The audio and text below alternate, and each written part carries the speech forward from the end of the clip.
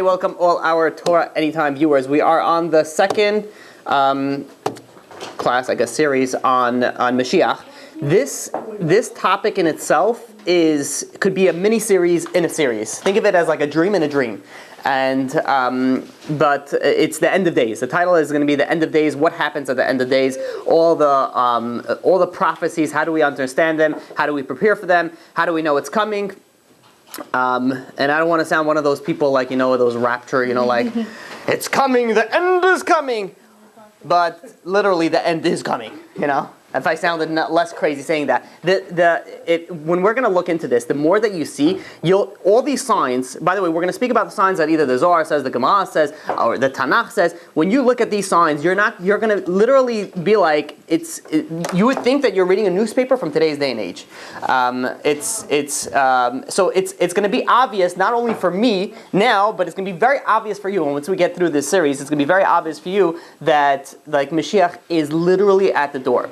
And as we spoke last week, one of the things why it's so important is because you want to be ready for it. You don't want it to come and you're going to be like, not ready to actually, join in it.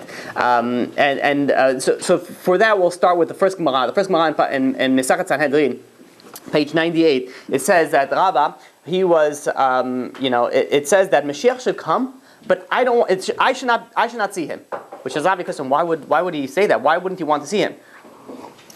So we're soon going to see that there's a lot of things that's going to happen at the end of days that is very scary and very, what's the word I want to look for? Not fun. That in that time, so you don't necessarily want to be in that personal situation. But the students of Rabbi asked him, says, we don't understand, Rabbi. He says, it says that if you do two things, you're saved in the times of Mashiach. By the way, this is the tip. If you want to be saved in the times of Mashiach, I don't know if we spoke about it last week. I don't know if I didn't even speak about it yet. But there's different opinions. One opinion is a third of the world is going to die during the final stages. A third of the world is going to get injured, and a third of the world is going to make it. Everybody in generally thinks what? Don't worry about it. I'm the third of the world that's going to make it. I got this. I gave charity like 3 weeks ago. I'm like, definitely an angel status right now. And then you have other opinion that says amongst the Jewish nation, which we spoke about 2 weeks ago, is only 20% will survive. Which means 80% will not even make it. So you want to make sure you're in that 20%, you're in that third, or whatever category you want to go. Hopefully, we'll soon see that it doesn't necessarily have to be bad. It could actually be also good. So you definitely want to be in the part that's going to make it regardless of the situation. So there's two things that you do, and you are good. And those two things are, one is Torah, learning Torah, and number two is Gemilut Chasadim. That's what the Gemara says. If you have those two things, then you are good. You are going to make it, you're going to survive, you're going to have a fun ride. What about, so they asked this rabbi, says, Rabbi, we don't understand. You're talking about a rabbi from the Gemara. You know what a rabbi from the Gemara is? Could be Mechayem Etim. It could revive the dead. It could do so much. He could accomplish so much, and of the highest caliber level, you're telling him, if you're scared, then what that leaves for us? If the rabbi in the time of the Gemara was scared, he says, let him come, but I don't want to be part of it. That's very scary for us. So the rabbi answered back. He answers back with this. What happened with Yaakov Avinu? God tells Yaakov Avinu, he says, listen, I'm going to be with you in a certain on your journey. And Yaakov Avinu was still scared. So they asked, well, why was he scared? God, you can't get better than that. God literally comes and says, don't worry, I'll be with you. You'll be like, where do you want me to jump off? Like, Empire State Building? If God gives you a stamp of approval, like you're okay, you have nothing to worry about. So what was Yaakov worried about? And the answer is he was worried about because maybe he did a sin. And maybe he's going to lose that protection. So too this rabbi was nervous and afraid that even though he does have Torah and Masim Tovim, but maybe he's going to lose that protection based on something or some sin or some whatever action that he did.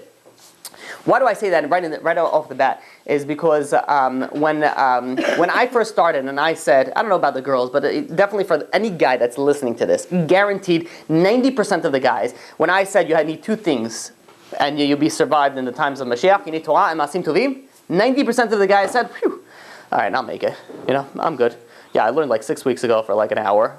Crazy. And I gave charity this morning. I gave a quarter to somebody. And I'm like, definitely. Masim Tovim, check. I'm all good. And what it has to come to us as our reminder, and if the rabbi at the time of the Gemara was nervous about it, then maybe we should also be nervous about it and make sure that, basically up our game. Do what we need to do, because you don't want to, when Mashiach comes, it's game over. It's not like, all right, I'm going to be religious now. Like, no, thank you, but no thank you. You can't do anything anymore. It's the end of the day, end of the game.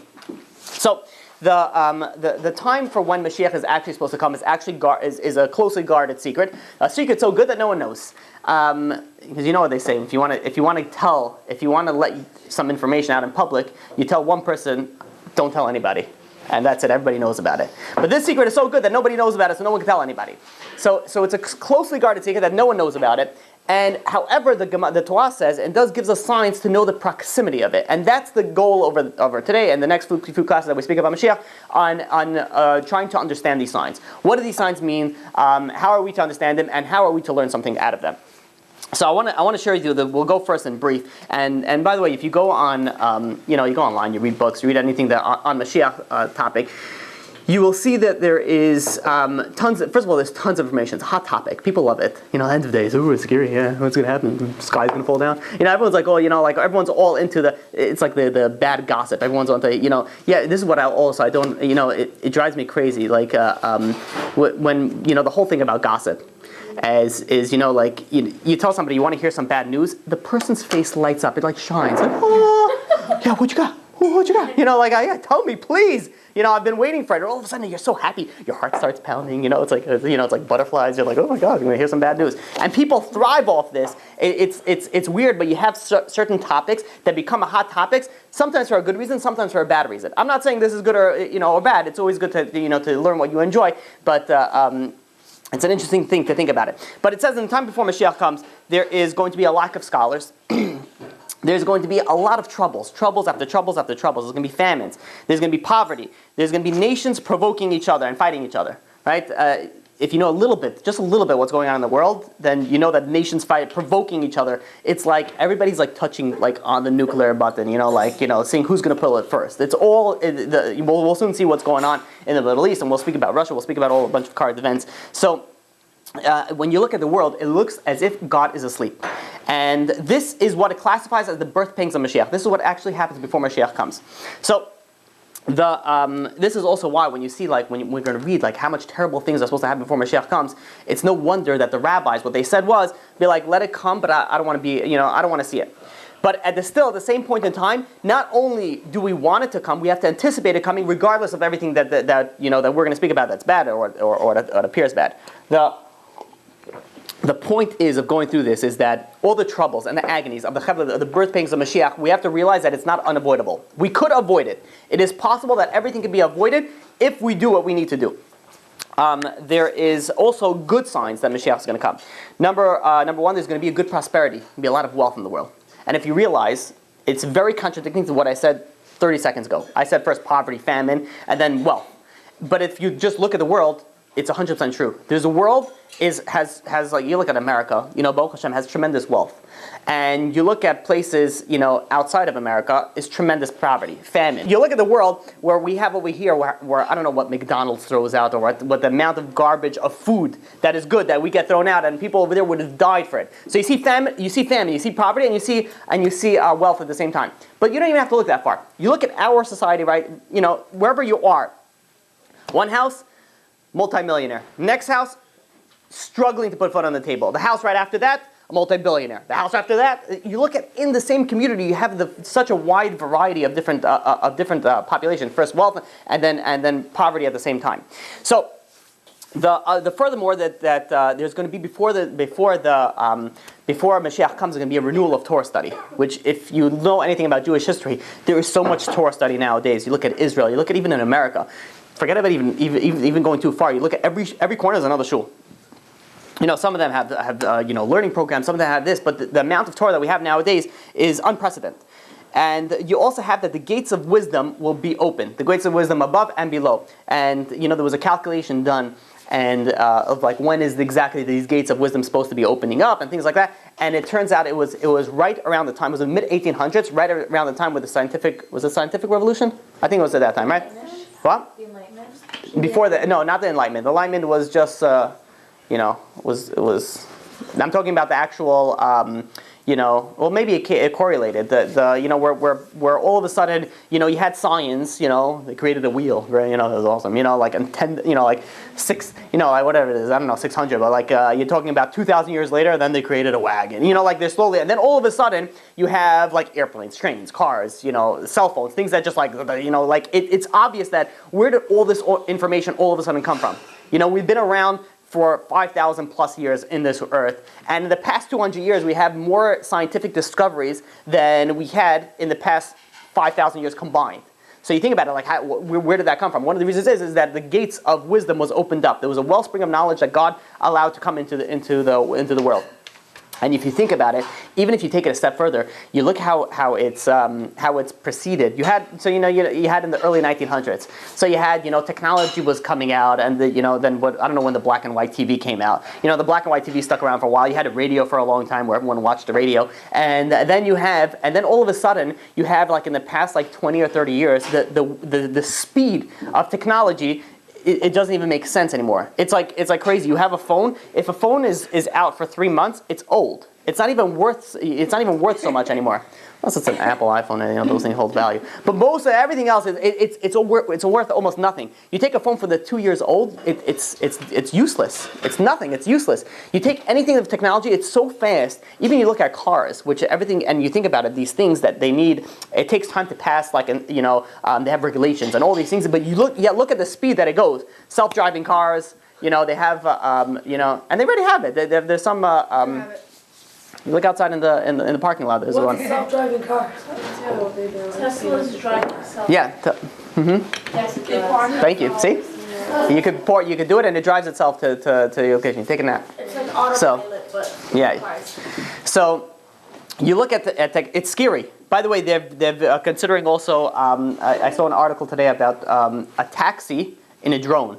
It's a one-person taxi drone. You get inside. You just push. There's no handlebars. You don't fly it. You just push the navigation, where you want to go, and it just takes you there. You think about it.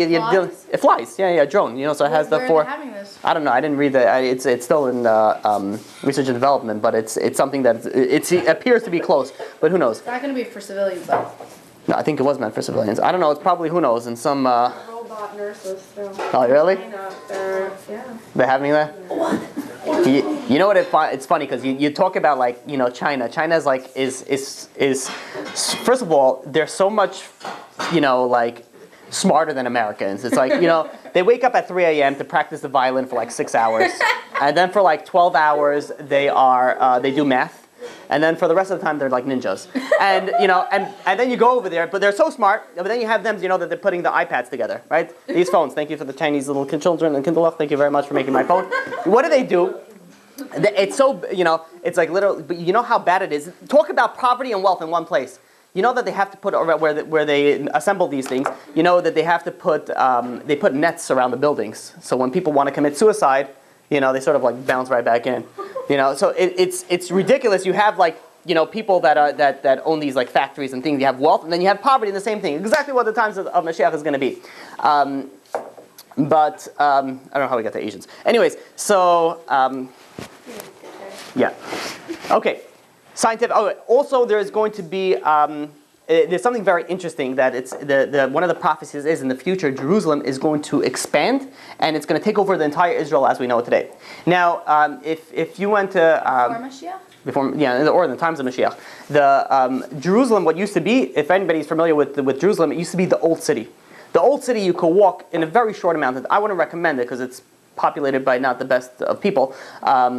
The Arabs. I'm not talking about the Jews over there. So it's tiny. It's really small. But you look about Jerusalem now, it not quadrupled. It went 10 times the size of where it is now. And even more so, they're even considering putting there's a bunch of a little, I don't know if you call it cities that are near Jerusalem that are considered of putting it part of Jerusalem. Bet Shemesh, and there's a few other ones that they're considering to actually put it part of Jerusalem. So you see the prophecy actually happening where it used to be, not that long ago, 100 years ago, Jerusalem used to be the old city. That's it. And now, look how it's expanding. Look how it's really, you could see it's literally getting fulfilled.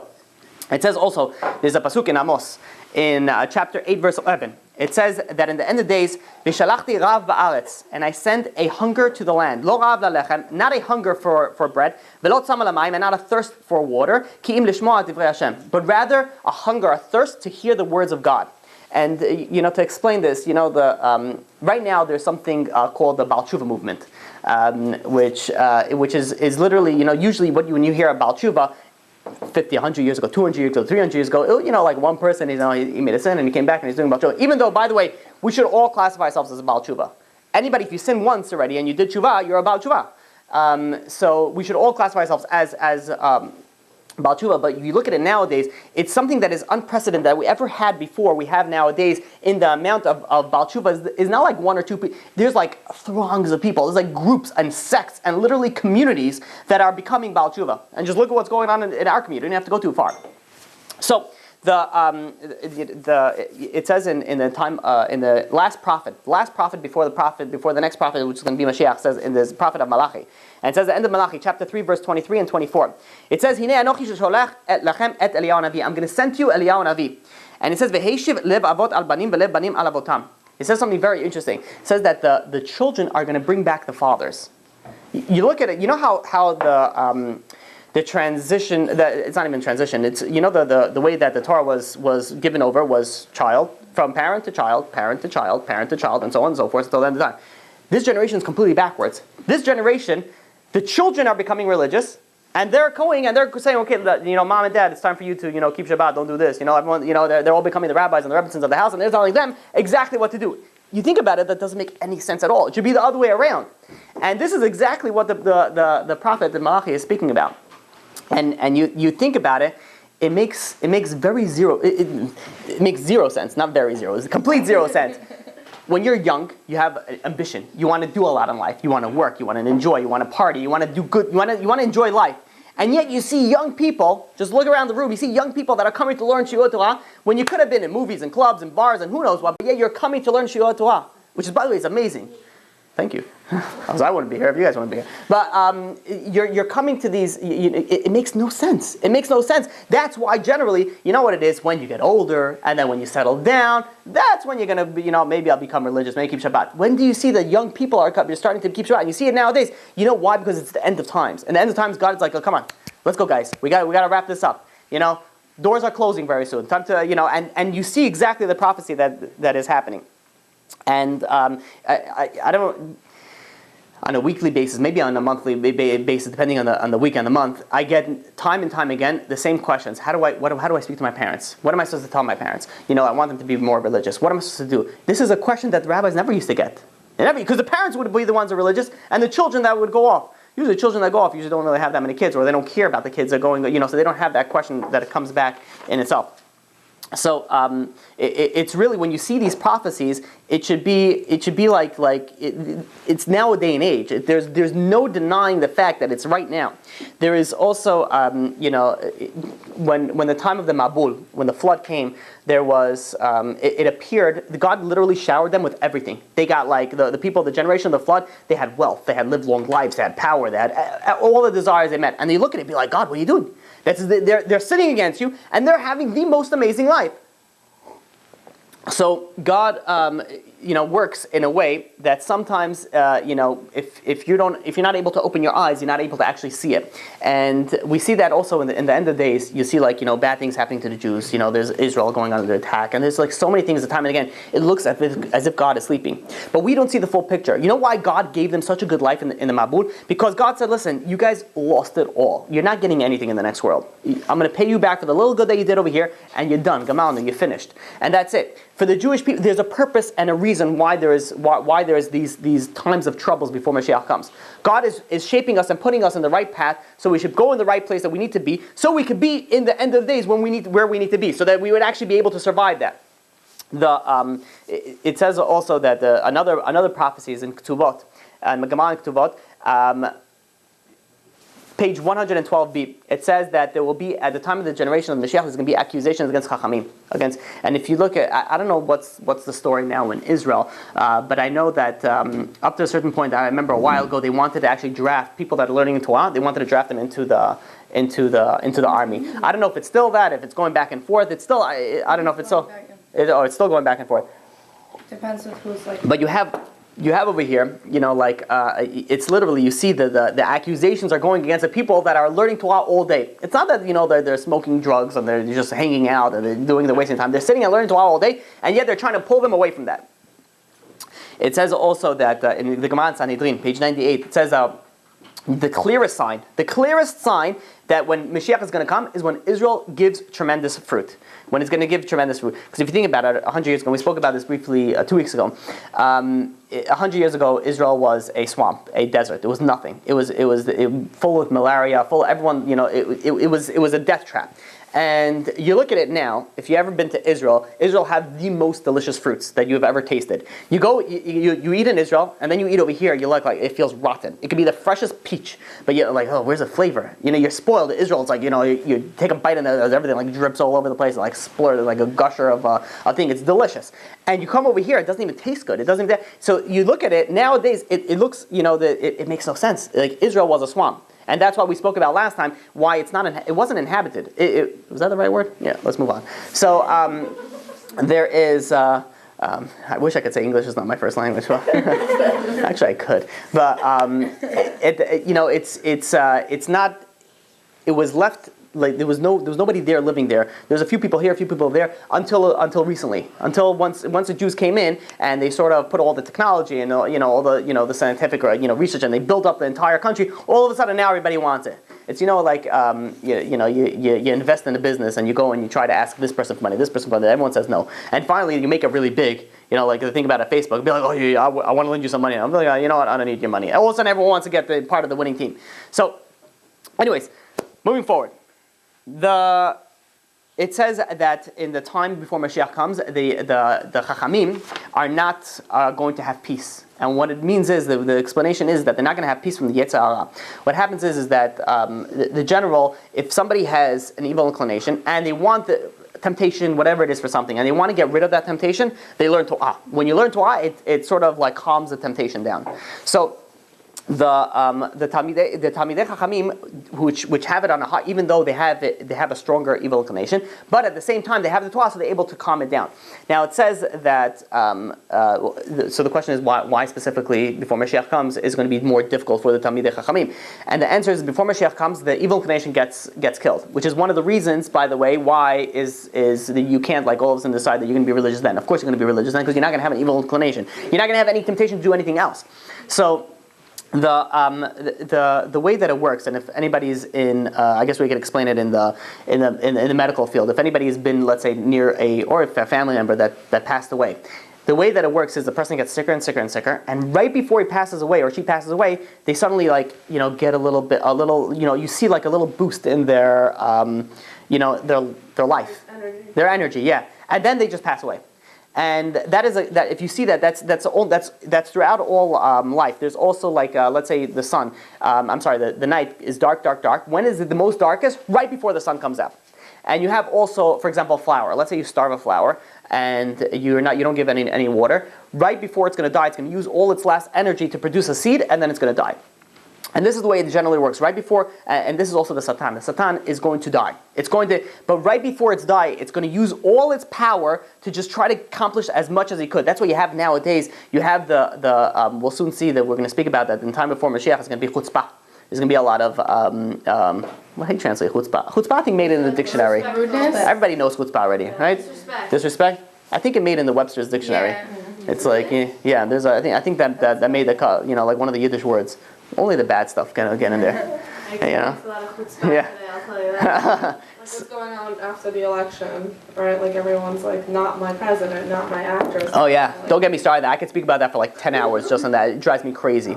You're talking about the people. All right, whatever. I'll speak about it. So you talk about, and this is what is such hypocrites. Who are the ones that are causing the most troubles? The liberals. What do the liberals always want? The liberals always want, let's do peace, let's love, let's hold hands and move around back and forth and not kill any animals and not do anything, all back and forth. And they all they care about is love. And meanwhile, they're the ones that are destroying, causing problems. Burning flags. Burning more than just flags. And they're doing all these things for what? a bunch of sore losers is really what they are. A bunch of sore losers. Move on with your life. How much is your life is not going to change that much, whether it was Hillary or whether it was Donald Trump as president. It's not going to change that much. All right. At the end of the day, first of all, realize that everything is from God. It's not going to make a difference either way. Obviously, we have to do what we have to do. But they're such sore losers. I know I'm speaking to a bunch of women, so don't get me. The same thing is very similar to the feministic, the feministic rights. Feminists. Let's get a little bit uncomfortable here, shall we?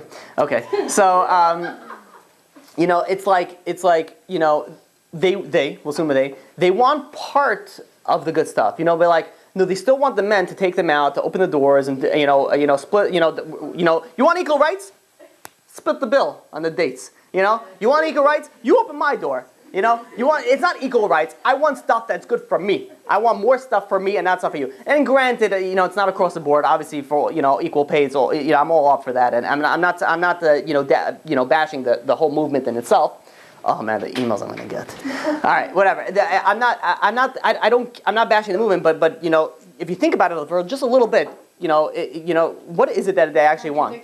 It's very contradictory. It's very, it makes, and you look at it, all for the sake of love and peace is where the war comes. Where everyone starts arguing on this and the amount, how much riots and people are they put up the signs, not my president. You're still paying taxes to the same president. And you still, whether you call him your president, you don't call him your president, he's your president.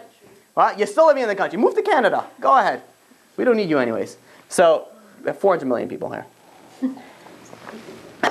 Real estate is already going up as is. We need to, Anyways, not the Jews. The Jews stay. I'm talking about. Oh, this is wow. I'm going way off today. Whew. All right. My evil side is coming out. All right. So moving forward for Mashiach. Doesn't matter. Mashiach is coming anyways. What's the difference? I'm going to say. Okay.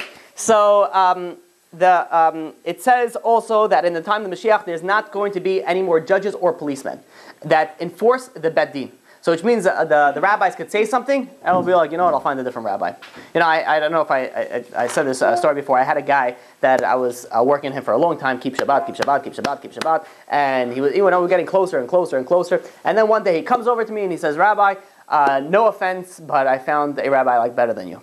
I'm like, Baruch Hashem, enjoy, chazak u'baruch, I'm all for that. So, but tell me, what did he? So he said, I was speaking to him and I said, I have this one rabbi who keeps on hounding me about Shabbat and all this, stuff. Is it really true? Is it really so serious? And the rabbi said, listen, it's important, but if you can't do it, do whatever you can. God's going to love you anyways. Don't worry about it. I'm about like, if this guy had a beard, I would have pulled it. Who you're a rabbi? What do you call yourself a rabbi? That's not a rabbi. You're not allowed to go. You see over here that people go. You know what? People say certain things for their ratings, and we'll soon see about that very soon. When in the times of Mashiach, the rabbis are not even going to be the ones leading the congregation anymore. The congregation is going to be leading it, and we'll soon see. So. It says also that Mashiach is going to come. Ben David will not come until there's going to be many informers. Informers like a Mosel. So to explain it this way, in Israel, and I've asked also accountants over here, they said also it's over here, if you go and you go to the IRS or to the Israel version of IRS and you say, listen, I know a guy who's not paying taxes, and the IRS goes and investigates and uncovers X amount of money, you get a percentage of that money. I think like 10 or 15%. So some people actually go and they befriend, these people. And be like, oh, so what, your business is good? How good? And they go and they befriend them. Then they're like, oh, you know what? And they go to the IRS, and this is how they make the panas out. They get a guy who has a nice business and he didn't pay $1 million in taxes. He just made, $150,000. So this, by the way, is a mosel. It's one of the worst things that a person can do. It's a terrible, terrible thing. So it says that Ben David, and this is what's going on in Israel. I think it's going on over here also. It says that Mashiach is not going to come until you're going to have informers. Also, this is very interesting, that Mashiach is not going to come. It says, it goes on the whole Shemitah cycle. It's going to be hunger and famine, and then wealth, and then there's going to be hunger again. It goes in a cycle. Then the 6th year of the Shemitah of 7 years, the 6th year, there's going to be something very interesting. You're going to hear noises. You're going to hear noises, and alternatively, it's also referring to shofar sounds. You should not go on YouTube. No, it's on YouTube. Oh yeah, okay, well, okay. No, only because someone else showed me. Yeah, no, it is. Like a couple of years ago. It is. In all different parts of the world. It's very recently, within the past few years, you go on YouTube and you type in noises from the sky or something weird, shofar sounds even, and you'll see people are actually videoing it. Some it happens in Israel, some it's who knows where. It's and you hear. No. Yeah, I think it was in America also. The video, they're like, where is this noise coming from? And you hear people, they're like, what's going on? They go out of their houses, and it sounds like noises are coming from the like usually when a noise comes, you could figure out, okay, it's going from that direction. It's coming from all over the place. It's like literally coming from above. And the Gemara says, Weather phenomenon, no? The weather's gonna be crazy. for the past 5 years, it's been going on for a while all over the world. It's possible. It's possible that you could use some sort of scientific explanation, but it says in the Gemara, there's going to be noises. And after the noises, there's going to be a war, and after the war, Mashiach is going to come. But it's crazy. You go, and I've heard these things, that you literally hear shofar sounds. It sounds like, like practicing, like they're like working away. There's something, I don't know if this is true or not, but I'll put it out there. I saw a few years ago, there was somebody videoing the clouds, and on the clouds, it looked like there was a city on the clouds. You guys know what I'm talking about? You guys see that? Yeah. You saw it? Yeah. Okay. Yeah, it's like it was like in China or something. It looked literally like you had buildings on top of clouds. I don't know what that. It's really. If it was true, they would have shown it on the news, no? I don't know. I don't know. The news doesn't cover everything. No. You want to hear. Yeah, the news gives exactly. It happens to be, it's a pretty interesting story. But, it's possible that it's fake. It's possible it's fake. I don't know. I didn't, I'm not one of those people who be like, let's check this authenticity. I'm like, you saw it looks cool, nice, move on along. I'm not wasting more time than I already did on it. But it's possible it's fake. It's possible not. I'm just putting it out there. Okay, so it says also in the time of Mashiach there's going to be a heavy secularization. The people are become very, very secularized. There and that we obviously see that. And it's funny because you have the Baal Tshuva and you have the secularization at the same thing. Not a contradiction because you see it right away. One person and one person. Even sometimes the two of the same person. So there it says also that the Zohar says that the merit. First of all, the one thing. Let's see if the one thing that Jews keep. Let's see if you guys could. What is the one thing that it's, and it says what the Rambam says that one thing that the Jews are going to keep even in the end of days, even though they're not religious. Wow, very good. Brit Milah. Brit Milah. Well, and Yom Kippur, but Yom Kippur it's going down now. There's not even people that don't even keep Yom Kippur. Even the religion, it's branching off. You have people that are coming back and people that are completely not. Their parents used to at least keep Yom Kippur. They're not even doing that. So it goes on the other side. But Brit Milah makes no sense. Circumcised. Why would it makes no sense for somebody who doesn't keep the Torah, doesn't believe in the Torah, doesn't do anything. Why would they circumcise their kid? They do it now, even in the hospital, even if they're not Jewish. It's yeah, now it's a procedure, but they do it with a mohel. They'll do it with they'll get a mohel. It's for cleanliness. Yeah. But that's if it's surgical, which I understand. But they'll do it. They'll get a mohel. They won't do it in the. Oh, they'll do it. They'll do it with the mohel. They find some old guy who's shaking like this. Be like, yeah, forget about the surgeon. I want you. Like, why you want him? You don't even keep Shabbat. You don't keep it kosher. You don't keep anything. You want this guy. To cut. That's a joke. They obviously, mohel has to have very steady hands. I was once in a brit milah, and the guy was like this, so shaking. I couldn't look. I'm like, the father was just like looking at it. I'm like, you gotta say something. I don't know. Baruch Hashem, it went. I hope whatever. I don't know. But you come to that thing. It was very nervous. It was one of probably his first times. I was very nervous. My first time seeing such a nervous guy, made me nervous. And I'm like, this is, basically it's a profession you don't want to misslip at all. So, but you look at it, you look at these secular people, they go and they'll get a brit milah from a mohel. Why? You don't believe in it. You don't believe in the Torah. You don't keep Shabbat. You don't keep Kasha. Yet you're going to get brit milah, and we see it nowadays. That's what it says it's going to be after in the end of the days. And the Zohar says also in the merit of Jews that have circumcised themselves, their enemies are going to be vanquished, and they will inherit their inheritance. So the Zohar says big things about that. Maybe they read the Zohar. That's why they know. I don't know. Fat chance. Okay. Furthermore, it is going to say in the time of Mashiach that there is that in the batei midashot, in the like the synagogues and the places where study is going to use for znut, promiscuity, not holy things, and but I heard this story a few years ago that there was there's a certain, I'm not going to put any locations or names, but there's a certain place that people go and they gather for, you have a yahrzeit, so on the anniversary of the death of a certain righteous person, many people go to, they make a thing, they actually go to it. You have places in Uman, I'm sure by Yachai is a very famous one, so something like that. It was like some places that you have thousands and thousands and sometimes even hundreds of thousands. People come to not to celebrate, but go to pray by the gravesite of the tzaddik that passed away. So there was one particular story that there was a family, I don't know, they went and some people would go and they have tents and they sleep there the night before, so they get there. And there was one woman that got caught basically in somebody else's tent, not her husband's tent, and committed the worst of the worst. And you look at that, people are gathering for holy causes, and look where they get. Look where they end up. They end up at the bottom of the bottom. It says also that people will despise those who fear sin. People that are, like, oh, come on, you fanatic, get out of here. There are rabbis that get trash talked on the internet, on all these things from different people. Why? Because they speak about fear, about sin, about be careful not to sin. I'm like, oh, this guy too strict. And you should see the amount of lashon hara that goes out against these types of people. That's what it says. Before Mashiach comes, they're gonna despise those who fear sin. Okay, so. There's going to be now a lot of information that I'm going to take from a book. If anybody wants any more information on this, that in more depth, there's a book called Redemption Unfolding. This is written by Rabbi Alexander Ayer Mandelbaum.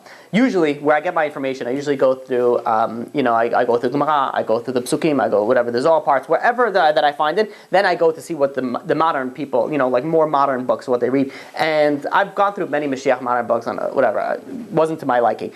And then there was one book that I came, I'm like, usually I take bits and pieces and I'll plug it in.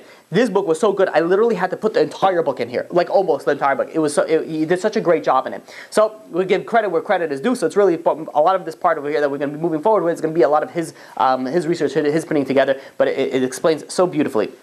So we'll go through now through details on things that the Gemara says and things of what we spoke about. It says in the times of Mashiach, wine is going to be expensive. It's the Gemara in Sotah, page 49b, and so he gives one of the reasons why. First of all, if you think about it, we have the amount of grapes, let's say just used for wine, is plentiful. We have so much grapes, and I've heard this. I haven't seen it inside that in certain places they're actually throwing out the grapes because if they would flood the market, the price of grapes will go down so low that they wouldn't make any money from it. So they're actually chucking grapes into the oceans, into the things, so that they could actually, keep the value up. So it's not that and you look at, by the way, if anybody's a wine enthusiast or a Scotch enthusiast, the prices have been going up crazy. For Scotch, for example, has been going up crazy over the past few years. I remember that there was a bottle of Scotch, let's say, that was $60 like 5 years ago. Now it's $100. In 5 years, that is a tremendous jump. And why is it getting so expensive? Not because it's not, and one of the reasons is because everybody's going to be so into partying. Everybody's going to be so into drinking. That there's going to be, they could higher the prices and people will buy it. What is that called? Any economist over here? It's oh my God, inflation. Inflation there. No, it's not inflation. But it's not inflation. Supply and demand. Yeah, supply and demand. So you have the more the demand, the higher the price is going to be, because people are going to pay for it only. And anyways, and this is the problem. Nowadays, people confuse this world, which is temporary, for the permanent world, and they focus their entire life is focused on this world. Their job is focused 100% in this world, and they'll work 17 hours a day, spend 3 hours sleeping, maybe 25 seconds with their kids, and 5 seconds with their wives, and that's it. And the rest of the time, it's all about money. It's all about money, and they're confusing. Forget nothing for Hashem. Almost nothing for Hashem. They're using the whole world for this. And the Chavot al-Vavot, he explains it very beautifully. He actually explains it, and he says, if you look at somebody who is not accomplishing a lot in life, he's not, achieving a lot. What do they consider him? Lazy, loser, not successful. Who's successful? Somebody who's able to accomplish a lot, is able to buy buildings and have a lot of, businesses and a lot of money and a lot of cars and a lot of that's a successful guy. So we're even putting the focus on the wrong places. We're putting the focus on where we giving success to people where they're successful in this world. That's what we do it. And what happens if, and this is actually, I like this thing. They make their stomachs their gods and their clothing their Bible, and that's it. The rest of it is all. It's all about here and now. And this is not the way of the Torah. This is not the way that the Jewish mindset. This world, granted how important it is still very temporary. And imagine that you spend all. It's like.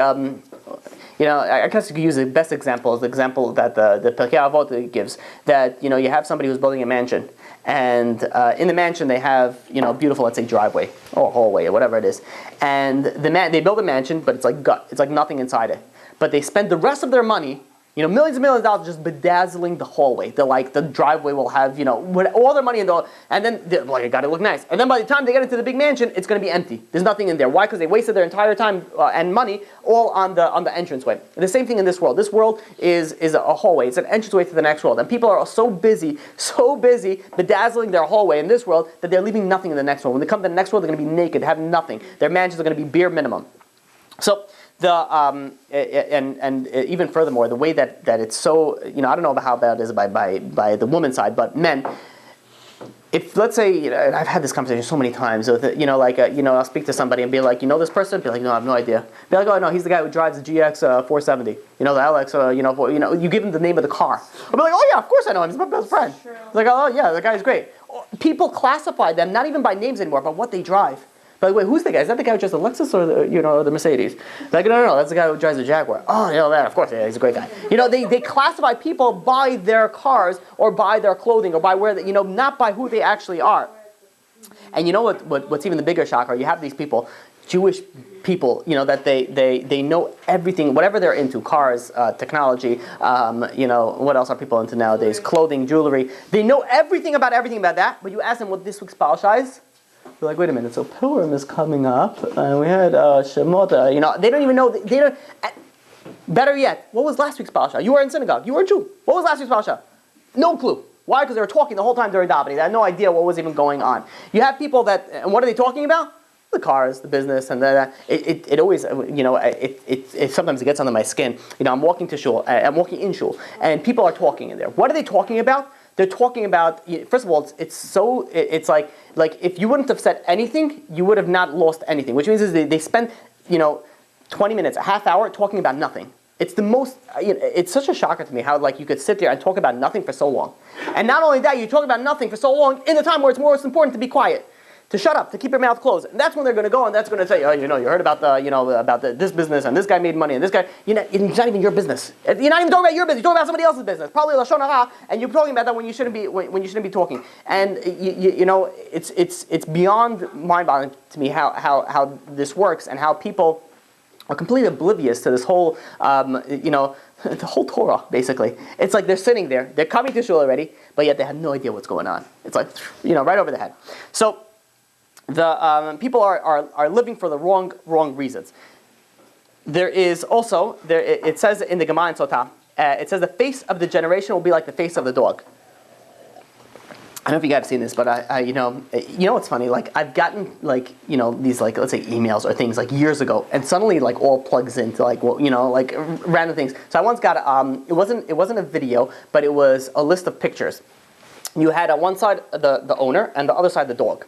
And I don't know if you guys seen this, how they look alike. They look alike to the dogs and that.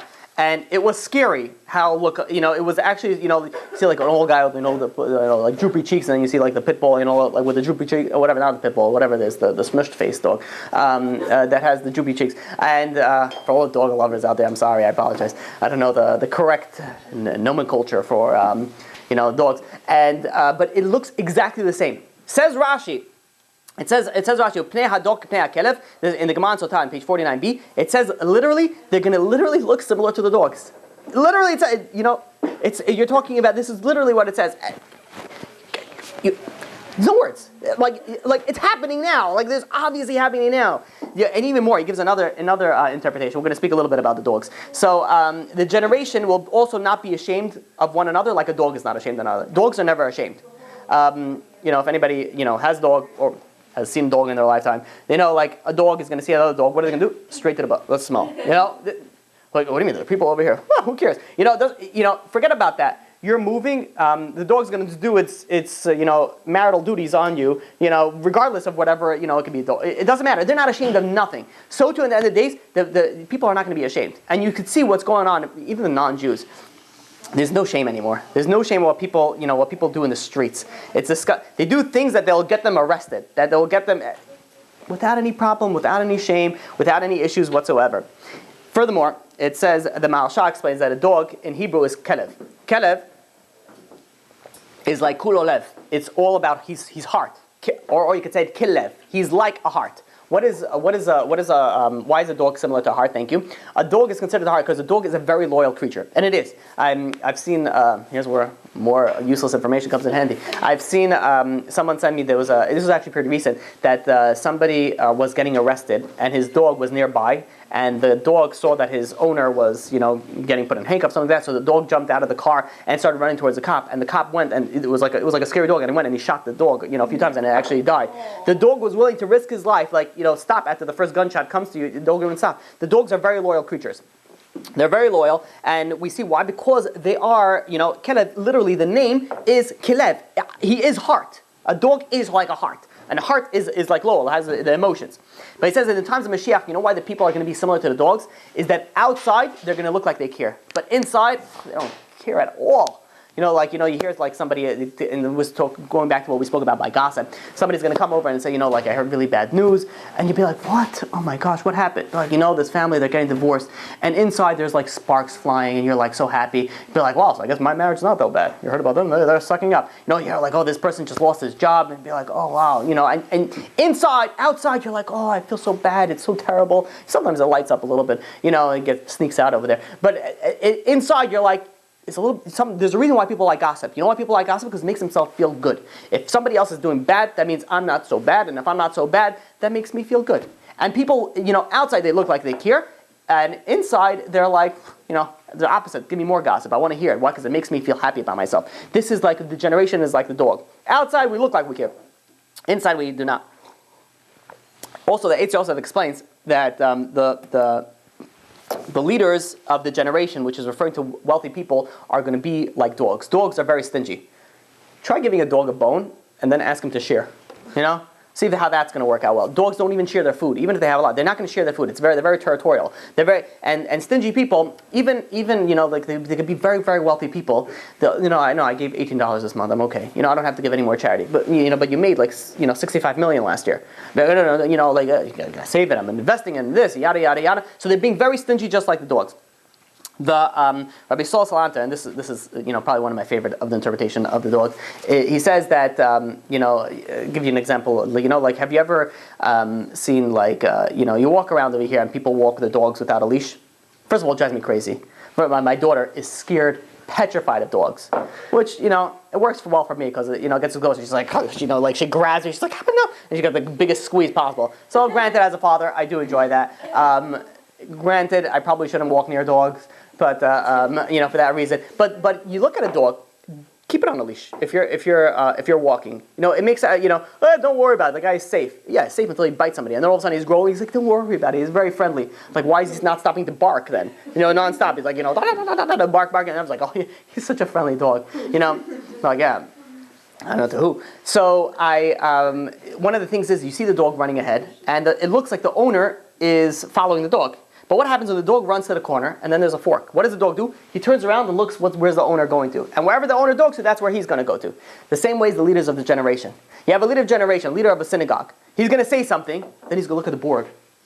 Approval? If it's not approval, if the board of members are not going to approve what he said, all of them is going to change his idea. So it looks like the leader of the generation is leading the congregation, but it's really not. It's really the few rich people that are on the board that are telling the rabbi what to say. This is exactly what's happening today in so many places that people are. Really, what it should be is if a rabbi is in a rabbi of a place, whatever he says goes. End of story. You can't argue with him. You cannot do anything else because he's a rabbi and he has the final say. That should be the way that it is, as opposed to now. We want to make a change, make the mechitza higher. Okay, we got to get a board meeting, and you gather all the ignoramuses, and they come in and be like, so we want to make the, why? I can't see my wife. How am I supposed to see all the other women besides my wife? You look at, all the people, they're the ones who are going to make the decisions, the people that don't know any Torah. The same idea. They're the rabbi is like, pretends to be like the leader, but is really looking in the bag for that. And obviously this is not on all cases, where there are many rabbis that, whatever they say goes, and if not, they go. So furthermore, it's when a dog goes and by the way, this should all really show you what's going on, how it's exactly nowadays. It should not, this didn't happen. Back in the olden days, the synagogues used to have like a prison, a dungeon, if you may. Like if somebody didn't listen to the rabbi, it wasn't like it'd be like, okay, I'll just find a different synagogue. No, they put him in prison. Like that's the power the rabbi had. Nowadays, they put the rabbi in prison. So the issue is like this. The issue that about the dog, furthermore, when a dog is going in the street, what does the dog do? Non-stop on the floor, smelling, sniffing, going face always towards the ground. The same to the generation of before Mashiach comes, they're always going to be looking down at this world. They're always focusing on the ground. They're not focusing about the next world. They're not focusing about what's going to happen. They're focusing only here and now. On their phones. Oh, that's a good idea. That's very true. That is very true. By the way, it's terrible, and I'm myself. It's terrible. I'm on it all the time. Even if you could say, okay, I'm doing good things, and it doesn't matter. You're still on. You're addicted to it. I was just in Israel, and I said the same thing I went last time in Israel. Israel, the places that I stayed, you're not allowed to have this. Some places I have to actually hide it. I'll tell you even better. Some people in Israel don't even touch it. I had a Tehillim on it, and somebody wanted to say Tehillim, and I was like, does anybody have a Tehillim? So like, yes, I have a Tehillim, and I opened up it, and I handed them the phone to say Tehillim. We're driving together, and they're like, no, and I'm like, no, it's Tehillim. I didn't know this thing existed. I'm like, no, look, it's Tehillim. You could say it, and they looked at me like, no. I thought afterwards they were like, Tuma, sit down and get away from me. And afterwards, someone told me, no, there's some people that don't even touch the phone. They don't even touch this. They're smart, by the way. Smartphones, they're smart people. Yeah. They're the ones that are smart. So it's you look over there, you walk in the street over here. Now it's cold, so people put their hands in the pocket. But even still, they'll risk it. They'll freeze their arms so that they could text. So they could scroll through their phone. They really are addicted to their phone. In Israel, it's nice, it's warm there. It's the Middle East. So you go over there, people are sitting there, they're going, the phones don't even have text messages. The phones are like the phones that I had when I was in Israel like 12 years ago. It's, back then it was kosher phones by default, just because it was not non-kosher phones yet. But yeah, they're kosher phones. First of all, kosher, it's stamped with like a hefsher. It's like literally, it's like badats. It's like then you have the not so kosher phone, and then the more modern phone, and then you have probably the Satan's phone, which is everything that we have today. So. Well, guys, that's really good. Using it for good things. It's a different kind of. Let's hope so. At the end of the day, it's better. To be honest, it's better not to have it. I'll give you an example. If you go on the internet right now, there's plenty of good things that you could do. But if someone were to ask me, they didn't go on the internet, I say, listen, I want to learn Shua Torah, and I hear the internet's a good thing, I want to apply the internet, and just for Shua Torah, I said, don't do it. It's not worth it, because there's too much other stuff out there. If you already have the internet, if you already have the phone, and you're already on it, might as well use it for the good. But don't go onto it. Like, for example, putting classes on Torah classes on YouTube. You shouldn't. You should not go. If you have two places, for example, you're able to watch two places. You're able to watch in Torah anytime, or you're able to watch on YouTube. Watch in Torah anytime. There's no reason. Anybody who has ever, in their history of the world, gone to YouTube has ended up watching something that they never anticipated watching. Like here's a cat in a tutu. But you're listening to this TED talk. You're listening to this TED talk, right? Did I say it right? Yeah. You're listening to this TED talk. About whatever it is that they're speaking, but and then you see the best people, how people fall down. This is funny. Let's watch as people failures, and you end up, and then what happens? 16 hours later, you come out like a zombie. Like, what just happened? You come out like in a daze. Like, how do I just spend 4 hours on YouTube when I just wanted to watch a tutorial on how to use Excel?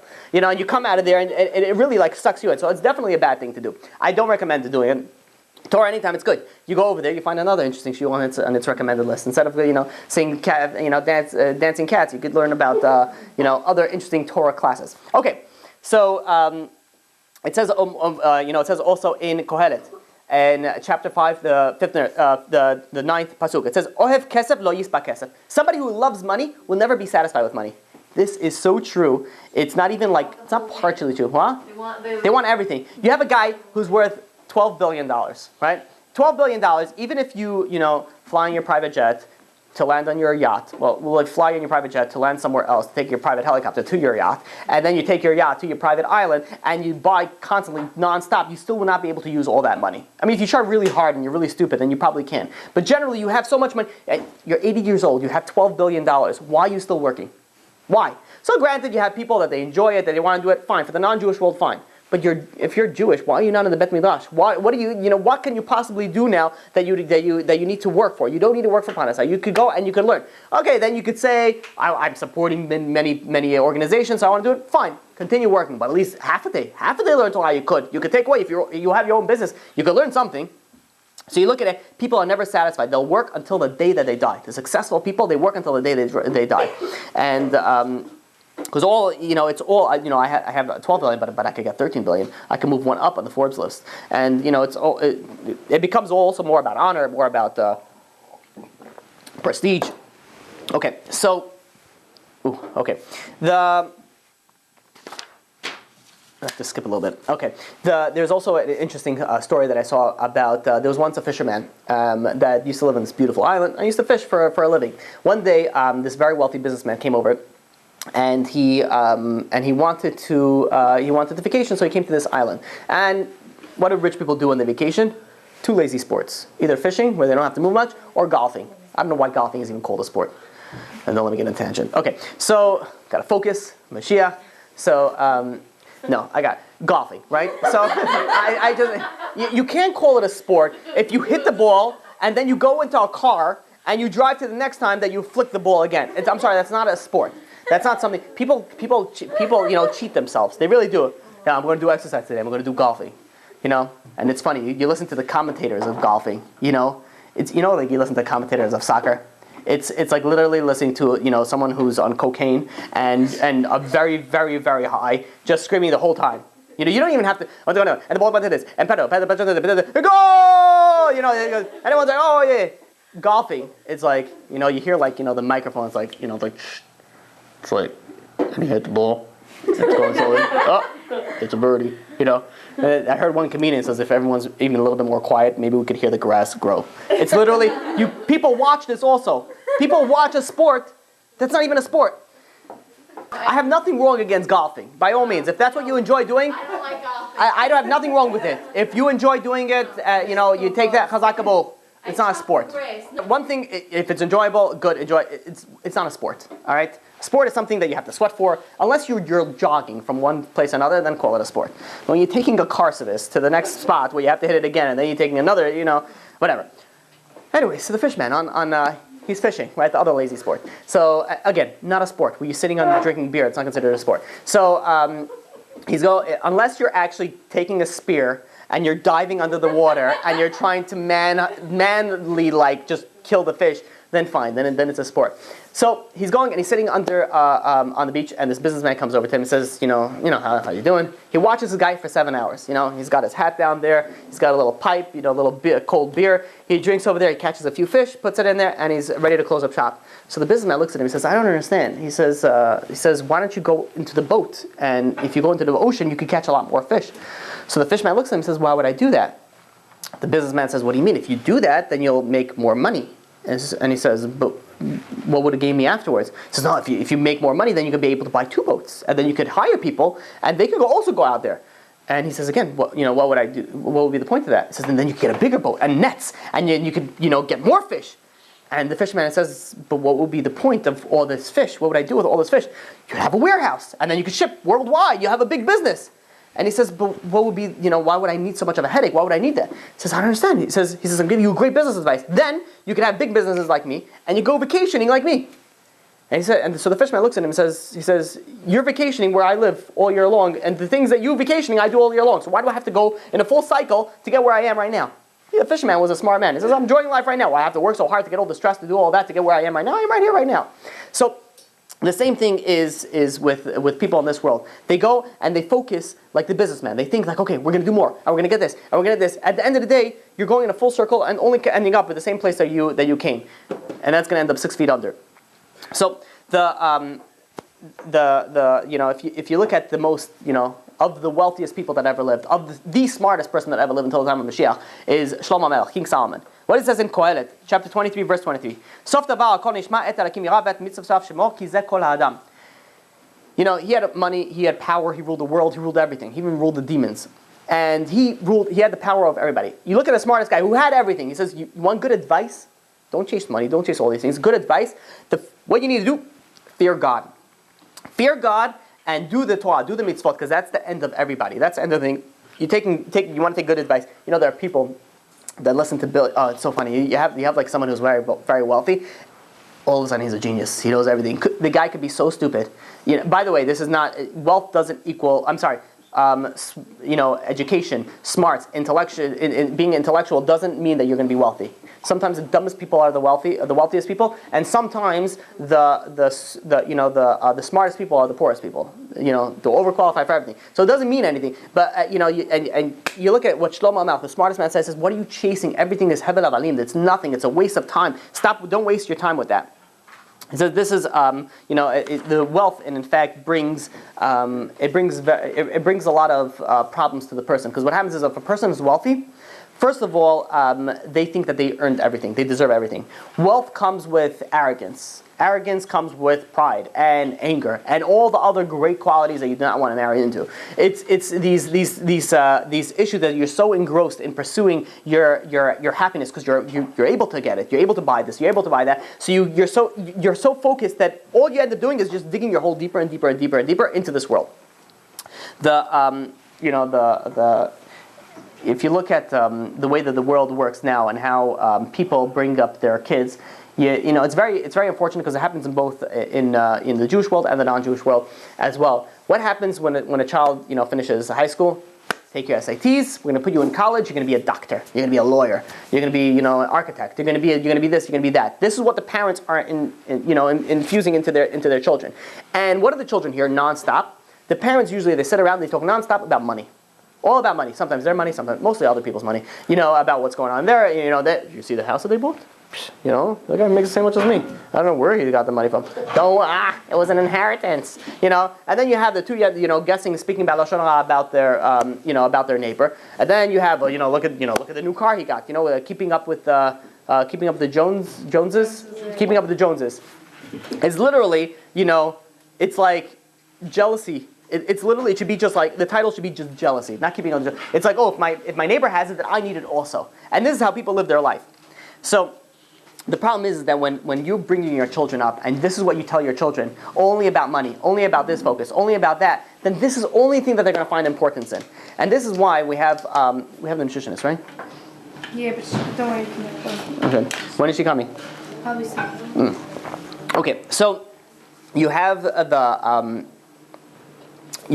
parents, and this is what they're infusing in their children. They don't, infuse them, I want you to be a big Talmid Chacham. I want you to be a big tzadikah, marry a big Talmid Chacham. You're going to marry a doctor.